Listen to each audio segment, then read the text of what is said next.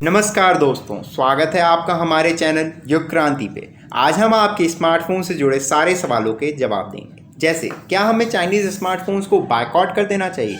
क्या हमारे पास इसका कोई बेटर अल्टरनेटिव है भी?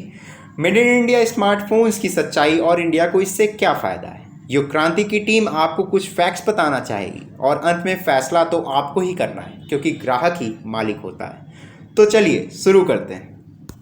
अच्छी तरह समझने के लिए हम स्मार्टफोन्स को कुछ लेवल, कुछ कैटेगरी में बांट लेते हैं। पहला, ऐसे चाइनीज़ ब्रांड के स्मार्टफोन्स जो प्योरली मेड इन चाइना हो, यानी ऐसे स्मार्टफोन्स जिसमें ज़्यादातर कंपोनेंट भी चाइना के हों और उसकी असेंबलिंग भी चाइना में ही होती हो और इंडिया को केवल यूज़ किया जाता हो, इंडिया के मार्केट को केवल एक्सप्लॉइट किया जाता हो, जैसे कि इन्फिनिक्स, टेक्नो और हुआवे की ज़्यादातर कंपनियां की स्मार्टफोन्स करती हैं।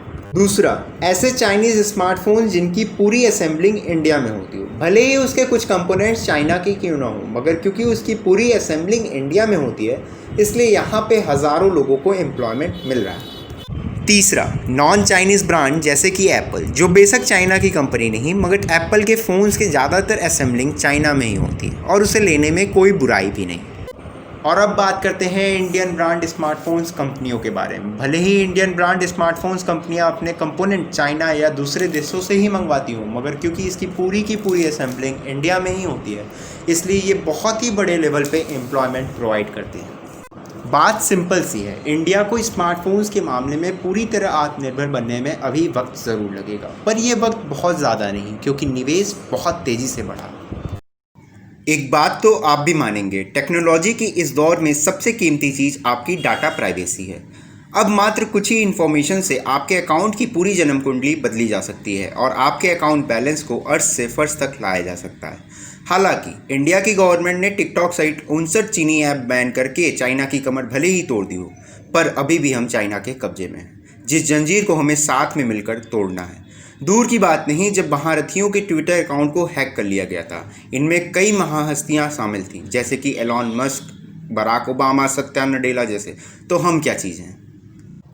युग क्रांति की टीम आपसे ऐसे चाइनीज़ स्मार्टफोन न लेने की अपील करता है जो पूरी तरह चाइना को ही फ़ायदा पहुंचाता हो, यानी उसके कंपोनेंट्स भी केवल चाइना के हों और उसकी असेंबलिंग भी केवल चाइना में हो और इंडिया को केवल एक मार्केट की तरह यूज़ कर रहा हो। आपको जान के आश्चर्य होगा कि इंडिया में चाइनीज़ स्मार्टफोन्स का मार्केट शेयर करीब 80% है, वहीं ताइवान में केवल 10% है। जो लोग ये कहते आए हैं कि इंडिया कभी स्मार्टफोन्स बना ही नहीं पाएगा, उनके मुंह पे एक तगड़ा तमाचा मारते हुए फॉक्सकॉन की कंपनी ने अपना सबसे बड़ा प्रोजेक्ट इंडिया में खोलने का वादा किया है। आपको बता दें कि सैमसंग की सबसे बड़ी मोबाइल फैक्ट्री इंडिया में ही है। अगली बार जब भी आप स्मार्टफोन लेने जाएं या ऑर्डर करें तो ज़रूर ये देखें कि उस फ़ोन की असेंबलिंग कहाँ हुई है। ये आपका अधिकार भी है और देश की जन भावना भी। अगर आपने चाइनीज़ स्मार्टफोन लेने का मन ही बना लिया है तो भी एक बार मेक इन इंडिया या मेड इन इंडिया का टैग जरूर देखें। धन्यवाद दोस्तों, वीडियो को लाइक और सब्सक्राइब करना ना भूलें। अपना प्यार यूं ही युग क्रांति पे बनाए रखें।